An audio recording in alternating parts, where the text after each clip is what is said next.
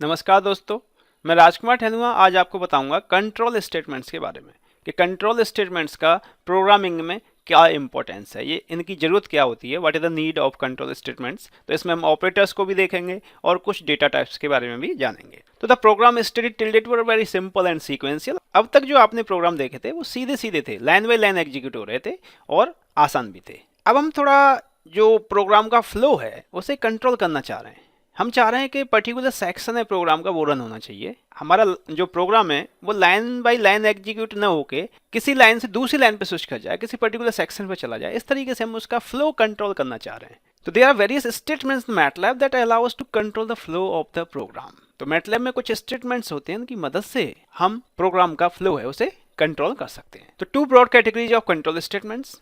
तो दो broad category होती है कंट्रोल स्टेटमेंट्स की। एक होता है branches which select specific section of the code to execute, जो कि एक पर्टिकुलर सेक्शन को सेलेक्ट करेगा और उसे एग्जीक्यूट करेगा।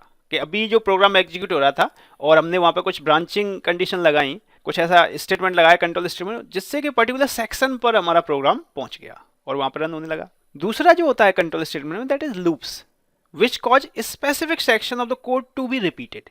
ये एक जो पर्टिकुलर सेक्शन है कोई स्पेसिफिक, उसे बार बार अगर आपको रिपीट कराना है, एक ही काम को बार बार कराना है, तो वहां पर आपको लूप लगाना होगा। तो बेसिकली ये दो चीजें हैं जो कंट्रोल स्टेटमेंट्स में यूज की जाती हैं, ब्रांचेस और लूप्स। क्लियर है? तो ब्रांच और लूप में फर्क मालूम चल गया कि ब्रांच का मतलब बेसिकली ब्रांचेस वहां पे यूज की जाएंगी जहां पे आपको पर्टिकुलर सेक्शन को ही सिर्फ एग्जीक्यूट कराना है, एक बार ही कराना है। ठीक है, कंडीशनल फिर उसके बाद फिर कुछ करा सकते हैं। और जब बार बार अगर किसी पर्टिकुलर सेक्शन को अगर आपको एग्जीक्यूट कराना है, उसके लिए हम लूप यूज करते हैं। तो ब्रांचिंग के लिए बेसिकली जो, क्योंकि ब्रांचिंग करें चाहे हम लूप्स बेसिकली रन करें, तो वहां पर कुछ कंडीशनल तो होगा। ठीक है ना, तो वहां पर हमें कुछ डेटा टाइप्स की रिक्वायरमेंट होती है। तो लॉजिकल डेटा टाइप्स की हम बात करेंगे। The logical data types is a special type of data that can have one value out of two possible values. तो लॉजिकल डेटा टाइप में सिर्फ दो वैल्यू हो सकती हैं, ट्रू और फॉल्स। ट्रू होगा या फॉल्स होगा, दो ही वैल्यू होंगी, इसके अलावा नहीं होगा। तो they are produced by the two types of the operators. तो जो लॉजिकल डेटा टाइप है बेसिकली वो दो टाइप के ऑपरेटर्स हैं, उनसे ये प्रोड्यूस होता है। एक होता है रिलेशनल ऑपरेटर, दूसरा होता है लॉजिक ऑपरेटर या लॉजिकल ऑपरेटर। तो सबसे पहले हम देखते हैं रिलेशनल ऑपरेटर। तो रिलेशनल ऑपरेटर अगर आपको यूज करना है तो सबसे पहले आप यहाँ पर कोई एक्सप्रेशन लिखेंगे। ये एक्सप्रेशन हो सकता है A1 है, ये एक्सप्रेशन हो सकता है, वेरिएबल हो सकता है, या कोई स्ट्रिंग हो सकता है, उसे लिखेंगे और बीच में आप लगाएंगे ऑपरेटर। रिलेशनल ऑपरेटर जो होगा वो लगाना है आपको, और फिर आप A2 लिखेंगे। तो दो कंडीशन हो गई बेसिकली, और बीच में ये आपने ऑपरेटर लगा दिया। तो ये ऑपरेटर हम देख लेते हैं। जो रिलेशनल ऑपरेटर है, इक्वल टू दो बार इक्वल लगा दिया, ये ऑपरेशन इक्वल टू करेगा बेसिकली। ये नॉट इक्वल टू है, ग्रेटर देन है, ग्रेटर देन इक्वल टू है, लेस देन इक्वल टू। तो ये सारे रिलेशनल ऑपरेटर कहलाते हैं। इनका जो आउटपुट आएगा वो 0 या 1 की फॉर्म में ही आएगा, ट्रू और फॉल्स की फॉर्म में ही आएगा। क्लियर है? कुछ एग्जांपल देख लेते हैं। जैसे हमने लिखा 3 लेस देन इक्वल टू 4, तो आंसर क्या आना चाहिए? 3 less than equal to 4, less than है 4 से, तो आंसर आ गया ट्रू। और 3 इक्वल टू 4, तो आंसर आ गया फॉल्स। ये सही नहीं है। तो ये इक्वल टू दो बार लगा रहे हैं, दो बार इक्वल लगाना और एक बार इक्वल लगाना, इसमें आपको फर्क पता है? समझ लीजिए अगर आपको नहीं पता है तो। दो बार अगर आपने इक्वल टू लगाया है, इसका मतलब ये हुआ कि आप इन दो चीज को कंपेयर करना चाह रहे हैं। और अगर आपने एक बार लगाया है, इसका मतलब ये है कि आप पर्टिकुलर वैल्यू असाइन करना चाह रहे हैं। ठीक है ना? जैसे यहां पर अगर आपने कोई वेरिएबल लिखा हुआ है, सपोज A लिखा, मैं लिखा A इज इक्वल टू 4, इसका मतलब ये हो गया, इसे मैटलैब में समझ लेते हैं हम। जैसे मैं लिखा A इज इक्वल टू 4, ठीक है, तो ये वैल्यू से असाइन हो गई, A में 4 स्टोर हो गया ना, A 4 के बराबर हो गया। ठीक है ना? अब अगर मैंने लिखा suppose A is equal to 5, तो A को 5 वैल्यू असाइन नहीं होगी, ये A को और 5 को, A में जो वैल्यू है बेसिकली और जो 5 है उसे कंपेयर करके देखेगा कि ये दोनों बराबर है क्या। A में तो 4 स्टोर है और 5 है, तो आंसर क्या आना चाहिए? 0 आना चाहिए। देखिए आंसर 0 कि नहीं, ये दोनों बराबर नहीं है। तो ट्रू और फॉल्स में ये आंसर आएगा, तो ये फॉल्स आ गया। तो दोनों का फर्क समझ में आया कि अगर मैं बराबर लिख रहा हूं सिंपल एक, इसका मतलब वैल्यू असाइन हो रही है, और अगर आप दो बार ये लगा रहे हो तो कंपेरिजन हो रहा है। क्लियर है?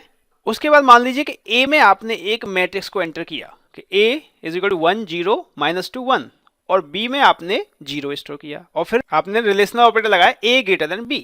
तो अब क्या होगा, ये एलिमेंट वाइज देखेगा। जैसे A की ये वैल्यू हो गई कि ये इससे बड़ी है क्या? हाँ बड़ी है, ट्रू आ गया। ये बड़ा है क्या इससे, नहीं है, तो फॉल्स आ गया। ये जो है वो बड़ा है क्या इससे, फॉल्स आ गया, ठीक है ना। ये है, ये बड़ा है क्या, हाँ बड़ा है, ट्रू आ गया, ठीक है ना। तो यहाँ पे ग्रेटर देन वाली बात हो गई, रिलेशनल ऑपरेटर इस तरीके से। तो हर एक पर्टिकुलर एलिमेंट के लिए अलग अलग आंसर आ रहा है। तो मैट्रिक्स अगर आप करते हैं तो इस तरीके से भी आंसर आ जाता है। फॉर एग्जाम्पल अगर आपने कोई स्ट्रिंग ली है, ये हो गया A1 और ये हो गया A2, जो हमने पहले फॉर्मेट आपको दिखाया था वही था A1, और यहाँ पे हमने रिलेशनल ऑपरेटर यूज कर लिया। तो इन दोनों को इक्वल हम कर गए, तो कंपेरिजन तो कर रहे हैं एक तरीके से। यहाँ डबल अगर हमने इक्वल टू लगा दिया, इसका मतलब क्या है, ये कंपेरिजन हो रहा है। तो ये कैरेक्टर बाई कैरेक्टर कंपेरिजन करेगा। अगर जैसे R है और R है पहला, तो ये दोनों मैच कर रहे हैं, तो इसके करस्पॉन्डिंग आंसर 1 दे देगा। A और A हैं तो 1 देगा, और J और M बराबर नहीं है तो 0 देगा। तो देखिए इसका आंसर जो आएगा वो आएगा 1 1 0। तो जब आप ब्रांचिंग करेंगे या कहीं लूप लगाएंगे तो वहाँ कंडीशन की जहाँ रिक्वायरमेंट होगी बेसिकली, तो इस तरीके से आप कंडीशन दे सकते हैं। दो चीज़ को कंपेयर करना है कि अगर दोनों अगर इक्वल होते हैं तो ये काम हो जाए, अगर नहीं इक्वल है तो ये काम हो जाए। तो ब्रांचिंग अपने आप वहाँ हो जाएगी कि नहीं, क्लियर है। ऐसे लॉजिकल ऑपरेटर होते हैं, लॉजिकल ऑपरेटर्स। तो A1 और A2 इन दोनों के बीच में आप लॉजिकल ऑपरेटर लगाएंगे। तो देखिए ये कौन कौन से होते हैं, logical not, logical and, logical and with shortcut evaluation. दो अगर आप लगाते हैं तो शॉर्टकट इवैल्यूएशन होता है, वो क्या होता है आगे हम बताएंगे आपको। ऐसे ही लॉजिकल और, पाइप का निशान जो हम लगा रहे हैं, डबल पाइप आप लगा रहे हैं, तो दैट इज अ लॉजिकल और विद शॉर्टकट इवैल्यूएशन। और एक्सक्लूसिव और के लिए एक्स और हमने लिखा, क्लियर है। तो एग्जाम्पल देख लेते हैं हम। हमने मान लिया assume A is equal to 3, B is equal to 4 and C is equal to 0, ठीक है। ये मैटलैब में आपको एंटर करा लेने हैं। उसके बाद आपने लिखा C लॉजिकल और B ग्रेटर देन A, ठीक है।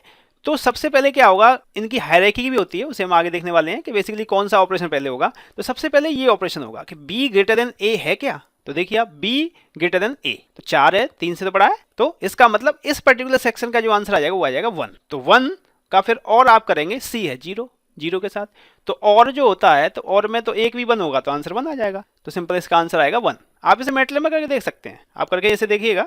उसके बाद हमने दूसरा लिखा A is greater than B, and लगाया हमने, लॉजिकल एंड लगाया, इज कैरेक्टर C। तो यहां पर पहले ये दोनों वैल्यूट होंगे, उसके बाद में ये होगा। तो इज कैरेक्टर C एक कैरेक्टर है क्या, नहीं, कैरेक्टर नहीं है, तो नंबर है, तो ये फॉल्स हो गया, 0 यहां से आ गया। अब एंड ऑपरेशन आप कर रहे हैं, एंड आप कर रहे हैं, तो एंड में तो एक भी 0 होगा तो आंसर 0 आ जाएगा। और यहां पर देखिए A ग्रेटर देन B, तो A ग्रेटर देन B है क्या, नहीं, A ग्रेटर देन, ये फॉल्स हो गया, तो आंसर क्या आएगा 0। तो इसमें बेसिकली जो मैं डबल लगाया है इसकी जगह मैं सिंगल लगाता, तो दोनों में फर्क क्या होता, ये फर्क आपको समझना होगा कि अगर यहाँ पे मैं सिंगल लगाता तो ये दोनों चेक होते, दोनों कंडीशन पहले चेक होती और उसके बाद फाइनली आंसर आता। और अभी जो ये लगा हुआ है इसमें ये शॉर्टकट इवैल्यूएशन होगा, मतलब सिर्फ एक कंडीशन को चेक करेगा। इसने चेक किया A ग्रेटर देन B, तो A ग्रेटर देन B नहीं है, तो इसे यहाँ से 0 मिल गया। इसे जैसे ही 0 मिलेगा ये आगे देखेगा ही नहीं कि क्या है, यहीं से आंसर दे देगा। तो this is the shortcut evaluation कि एक अगर कंडीशन फॉल्स हो गई तो आंसर तो फॉल्स ही आना है, तो शॉर्टकट इवैल्यूएशन हो गया। लेकिन इसका अपना लिमिटेशन है, ये सिर्फ स्केलर क्वांटिटीज पे ही वर्क करेगा, ठीक है ना। अगर और कोई डेटा आ गया स्केलर के अलावा तो वहां पे ये काम नहीं करेगा, ठीक है ना। तो उस केस में आपको सिंगल वाला ही लगाना होगा, शॉर्टकट इवैल्यूएशन आप यूज नहीं कर सकते हैं, क्लियर है। मैं लिखा logical not A and B, इसका क्या आंसर आना चाहिए। तो देखिए A 3 है, तो बेसिकली 3 4 कुछ भी लिखा हो, 1 से ज्यादा लिखा है तो इसे हम ट्रू में मानते हैं, 0 है वो फॉल्स में माना जाएगा, ठीक है ना। तो जब इसे नोट करेंगे आप तो ये 0 हो जाएगा, 0 एंड B आपका 1 है, या 4 लिखा है लेकिन ट्रू वाली कंडीशन में, ठीक है ना। तो इसका क्या आएगा 0, और एंड कर रहे हैं आप तो ऑब्वियसली आंसर 0 आना चाहिए। आंसर सिर्फ ट्रू और फॉल्स में ही आना है, ठीक है ना। तो ये ना सोचें ये 3 है, नोट 3 का नोट किया तो -3 हो गया, ऐसा नहीं होगा। 3 का अगर यहाँ नोट कर रहे हैं, बेसिकली नोट लगा रहे हैं, तो यहाँ पर ये समझ लीजिए कि आपने हाई अप्लाई किया, आपको लो मिल गया, सिंपल, ठीक है। ऐसे अगर मैं कहता हूँ एक्सओर A, C लॉजिकल और B, तो A, C आप A, C देख सकते हैं, A है 3 और C है 0, तो 3 और 0, तो 3 आप समझ सकते हैं हाई और 1 है लो। तो एक्सओर में अगर एक भी इनपुट हाई होगा तो आउटपुट क्या आएगा 1 आएगा, हाई आएगा, तो इसका तो आ जाएगा 1। और B क्या है, B तो हाई है ऑलरेडी, तो 1 1 और करना है आपको, तो आंसर आ जाएगा 1, क्लियर है। तो लॉजिकल ऑपरेटर भी क्लियर है आपको। अब देखिए hierarchy of evaluation of operators, जो ऑपरेटर्स अगर कई सारे एक तरफ से लगे हुए हों तो आप उन्हें किस तरीके से इवैल्यूएट करेंगे। तो बेसिकली तरीका ये होता है कि अगर कोई पहले अर्थमेटिक ऑपरेशन हो रहा है तो वो पहले किया जाएगा, उसके बाद रिलेशनल ऑपरेटर को पहले सॉल्व किया जाएगा, और लेफ्ट से राइट की तरफ हम चलेंगे, ठीक है। लेफ्ट वाले को पहले करेंगे और राइट वाले को बाद में करेंगे, लेफ्ट टू राइट। ऐसे लॉजिक ऑपरेटर देखेंगे और उसे लेफ्ट टू राइट। तो सबसे पहले arithmetic, then relational, then logic. ये सीक्वेंस आपको याद होना चाहिए, नहीं तो आप आंसर गलत कर सकते हैं। तो कुछ एग्जाम्पल देख लेते हैं। तो यहाँ पर हमने A20 मान लिया है, B-2, C0 और D1। ठीक है, अब आपको इवेल्युएट करना है कि A greater than B and C greater than D। तो इसमें कौन कौन से ऑपरेटर मौजूद हैं? ये जो ग्रेटर देन वाला साइन जो आ रहा है वो कौन सा ऑपरेटर होता है? रिलेशनल होता है, तो रिलेशनल मौजूद है। और ये है जो एंड का जो साइन लग रहा है दैट इज लॉजिक। तो लॉजिक ऑपरेटर और रिलेशनल ऑपरेटर है, तो इसमें सबसे पहले कौन से इवेल्युएट किए जाते हैं? रिलेशनल। तो रिलेशनल आप करोगे और उसे भी लेफ्ट टू राइट, तो सबसे पहले कौन सा इवेल्युएट होगा? A greater than B। तो A ग्रेटर देन B आपने ये किया तो देखिए A ग्रेटर देन B, तो इससे ट्रू आएगा। ठीक है ना, इससे तो ट्रू आएगा, A ग्रेटर देन B है। और उसके बाद फिर एंड लगाया आप, एंड तो सबसे बाद में इवेल्युएट होगा। फिर C greater than D check किया जाएगा, C ग्रेटर देन D है क्या? नहीं, ये गलत हो गया, तो 0 हो गया। उसके बाद 0 और 1 है जो, उसे देखा जाएगा एंड करके, तो क्या आएगा? आंसर 0 आएगा। आ गया, क्लियर है? इस तरीके देखिए हमने A logical and B plus D greater than C। अब सबसे पहले क्या सॉल्व होना चाहिए? सबसे पहले होगा solve B plus D, because ये अर्थमेटिक ऑपरेशन हो गया, तो सबसे पहले B प्लस D किया जाएगा। तो B प्लस D आपने किया तो क्या आएगा? -1 आ जाएगा, यहाँ पर -1 आ गया।